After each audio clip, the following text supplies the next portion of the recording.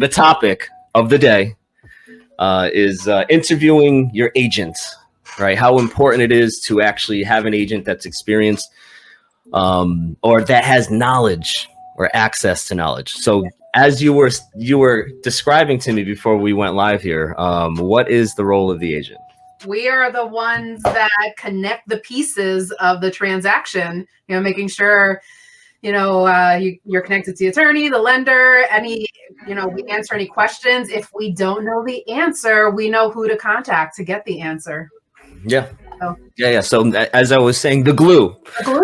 Yeah. We are the glue. Yeah. So we're what keeps the deal together, right? We basically are there to do a few things. We're there to make sure everybody else is doing their job, which is very important. But we're there to guide people through the process. The agent is there to kind of help interpret the information, tell the buyers where to go, tell the sellers where to go, where they should be getting answers for certain things, and then guiding them through the process. When I do my home buyer classes, I tell them, you say the destination, I'll tell you if and how we can get there, right? Exactly. There might be a couple different ways, right? Couple different paths, but we'll look at all the options and see which way best fits them, right?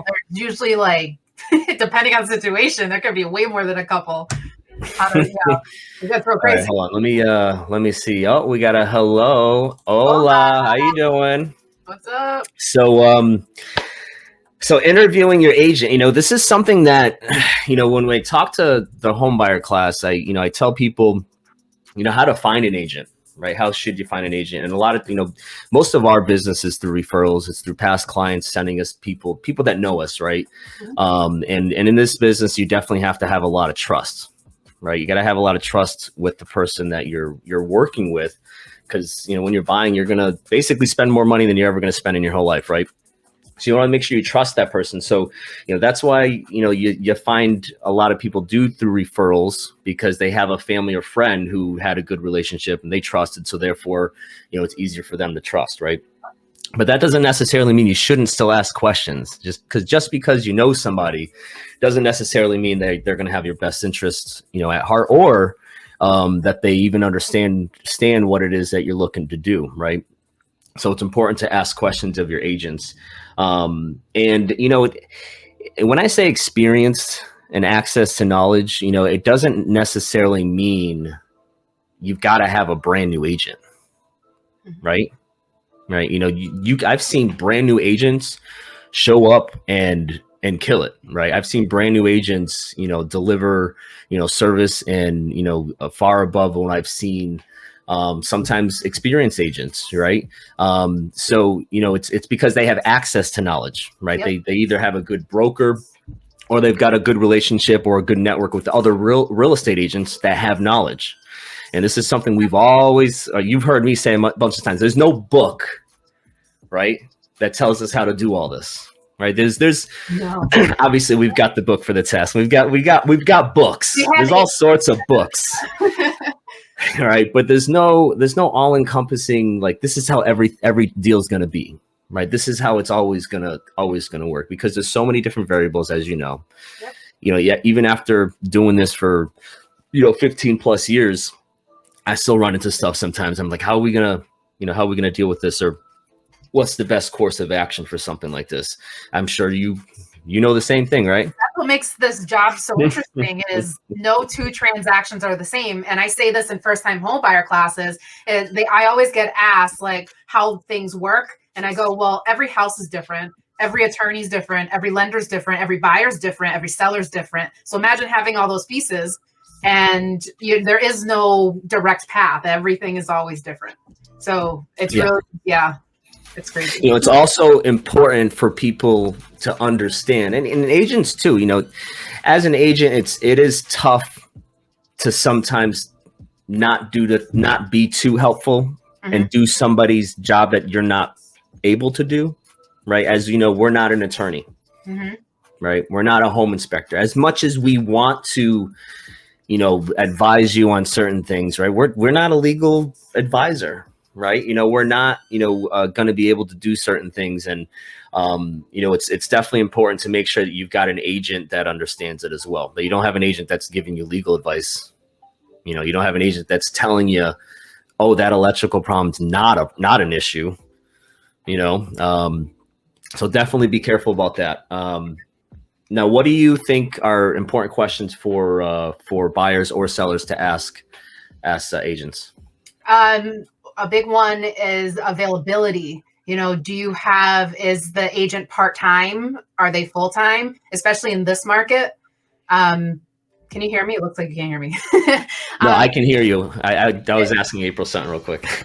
In this market, you have to see houses right away. And if you're working with a part-time agent and they're only able to show you houses on Saturday because that's their only day off, that might not work in your favor. Yep. Right. That's like the big thing right now.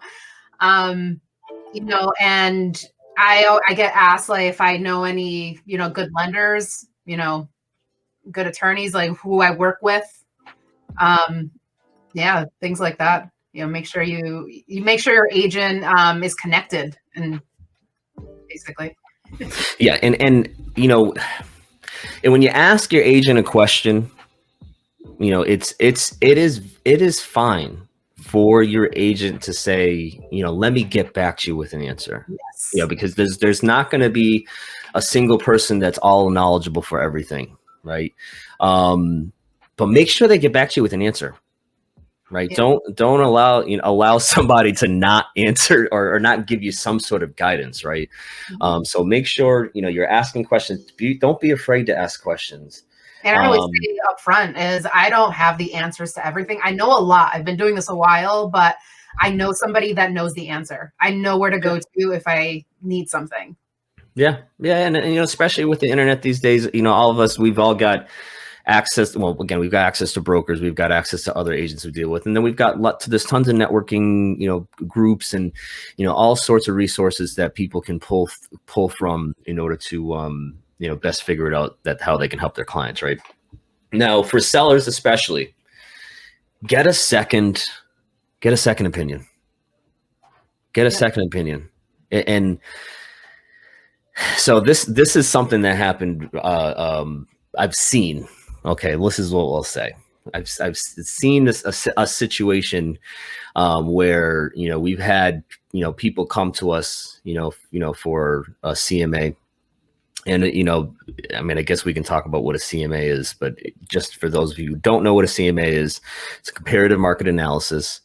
It's essentially just a report that an agent can provide, that can give you a comparison to similar properties. Right, to give you a general idea of what your property might be worth. Now, when someone asks someone who's licensed for a price opinion or a CMA, this is really something that should be in writing. Right, it's something that if a licensed person's providing you with some sort of estimate or recommendation, you want to see the facts. Right, you want to see why it is that they're telling you. Your property may or may not be worth a certain amount. You want to see, what it is that they know about the neighborhood. For one, can they provide you information? Do they have access to information? And whatever it is, get another opinion. Get another opinion on a CMA, for your property. We've seen situations where people come to us and they've had, a CMA done, and didn't get something in writing, right? Yeah. They just got a price, and we've seen $80,000, $100,000 difference from what we're thinking it's worth.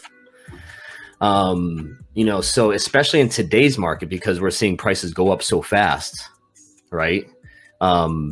That doesn't necessarily mean certain areas shouldn't be seeing prices increases, right? Mm-hmm. So it's almost like you see a certain area and it's like, well, of course that's not going to be worth as much as these other properties, right? And so it is very important that you get more than one opinion. You get more than one opinion. I mean, they tell you that when you go to do an addition or get or work with contractor, 3 opinions. You should get 3 opinions, right? I think that's a buyer's get for lenders. Get more than one quote for a loan. Yeah, ask questions. See who has the best to offer you.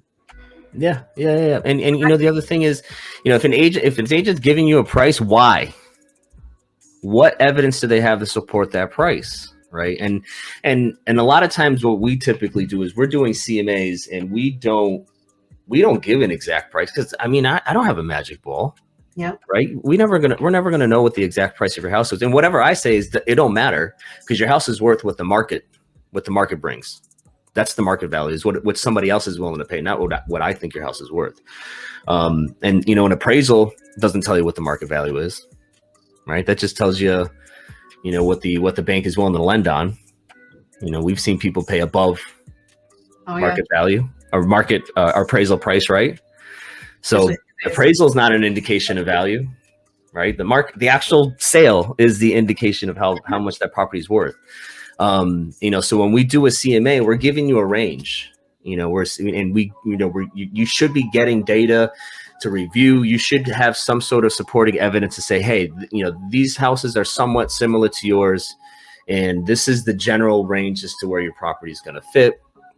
And based on the market, you know, you then decide how you're going to position yourself in that range, right? You know, seller's market, you're on the top end of that. Maybe even you're going to break that and go above it. The market's, it's buyer's market, and then we know we're probably on the lower end of that range, right? You know, and does your agent explain that to you? And that's really what you need to make sure is happening.